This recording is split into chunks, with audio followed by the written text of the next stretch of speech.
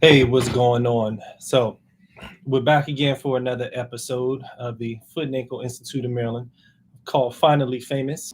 And so, today's topic, we're talking about how to get rid of plantar fasciitis. Previous videos, we go over what plantar fasciitis actually is. So, let me turn that camera down. So, there you go.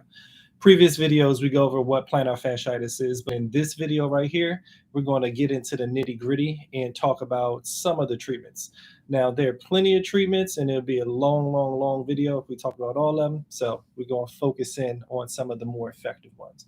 And we're going to go more from a medical standpoint rather than a home therapy type of standpoint. So, all right.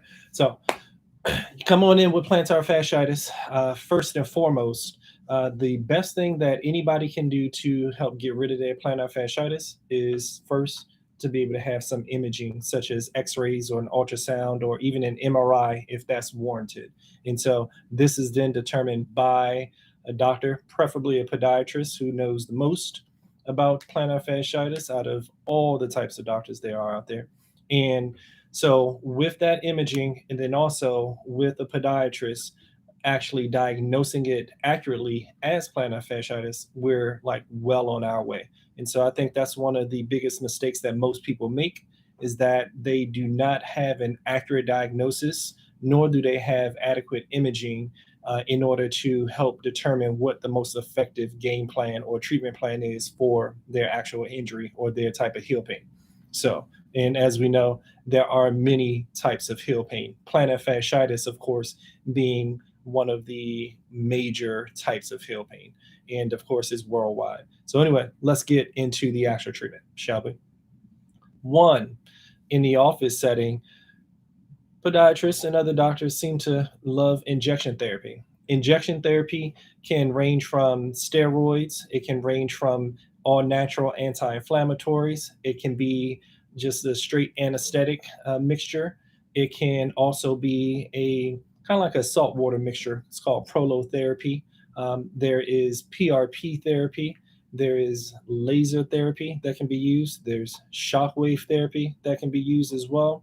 So all of these are pretty good viable options depending on where you are in your plantar fasciitis stages. So the acuity, whether you're like a 10 out of 10 versus somebody who may be like a 2 out of 10, that matters a lot as well. So some of the other things in terms of treatments, we have taping in the office. Kinesiology tape works very well when people are trying to help get rid of their plantar fasciitis, and especially if they're trying to still be active in whatever type of sport or any type of work efforts that they're going for.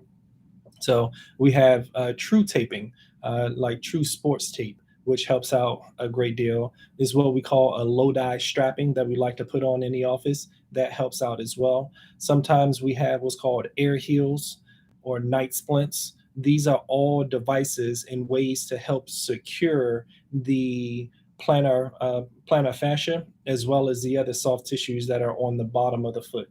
And so we secure them at some point in time during the day, whether it's when you're sleeping or whether it's when you're out and about walking around or even when you're sitting down. And so some of the other things that we can do using inserts or orthotics, whether they're custom made, what I like to call level 3, or whether they're medical grade prefabricated at level 2, or even at level 1, which would be the floppy type of inserts that you can get at some of your local drugstores or your big chain department type stores. And so all three of these levels, level 1, level 2, level 3 type inserts can be pretty effective to some degree with helping to get rid of plantar fasciitis. And once again, being under the guidance of a podiatrist helps out dramatically. So some of the other things that we can do to get rid of plantar fasciitis, we have muscle exercises or muscle strengthening exercises in the form of eccentric contraction, as well as sometimes even in the form of concentric contraction. We also have manual massage therapy that can help, a la these hands. Using these hands in order to help rub on those soft tissues can work out a great deal. So we also have the use of golf balls, tennis balls, ping pong balls, actually. And we can even go for the big boy using a massage gun. Helps out dramatically.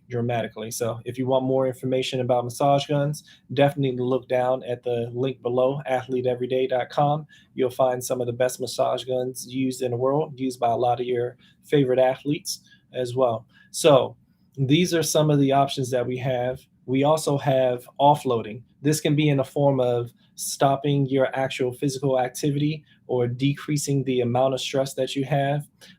Offloading could also include shoe gear changes. And depending on what type of shoes you wear, maybe we need more of a cushion shoe, or maybe we need a shoe with more structural support. So shoe gear changes is major as well. We also have an offloading category, a weight loss. So if you happen to rapidly gain some weight, decreasing that weight load and that stress load on the foot and on the heel makes a humongous difference as well. So here are many categories that we just now went over real fast, but at least it gives you a great place to start.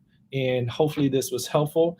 We're going to go into detail with some of these different options in future videos. So stay tuned. I'll see you guys later.